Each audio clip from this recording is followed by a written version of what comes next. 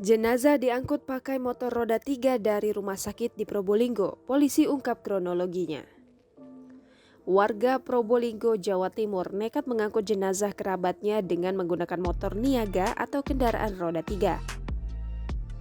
Diketahui jenazah yang dibawa menggunakan motor roda 3 tersebut bernama Poso, 60 tahun, warga desa Taman Sari, Kecamatan Dringu, Kabupaten Probolinggo. Poso meninggal dunia saat menjalani perawatan di Rumah Sakit Umum Wonolangan. Kapolsek Dringu Ibtu Bagus Purnomo mengatakan peristiwa tersebut terjadi pada Sabtu 5 Juni 2021 petang. Menurut diagnosa dokter, Poso yang merupakan pasien BPJS meninggal dunia karena menderita radang paru-paru. Setelah dinyatakan meninggal dunia, keluarga pun meminta petugas rumah sakit segera mengantar jenazah Poso ke rumah duka dengan menggunakan ambulans. Sebab pihak keluarga bermaksud akan segera memakamkan jenazah.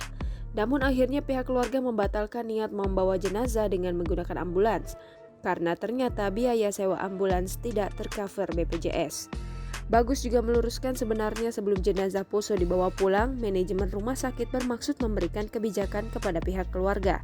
Jenazah akan tetap diantar menggunakan ambulans sebab jarak rumah sakit dengan rumah duka hanya berkisar 2 km. Pasca peristiwa itu terjadi, polisi pun melakukan pendekatan kepada kedua belah pihak. Keduanya pun berhasil dimediasi dan berharap kejadian serupa tidak terulang kembali.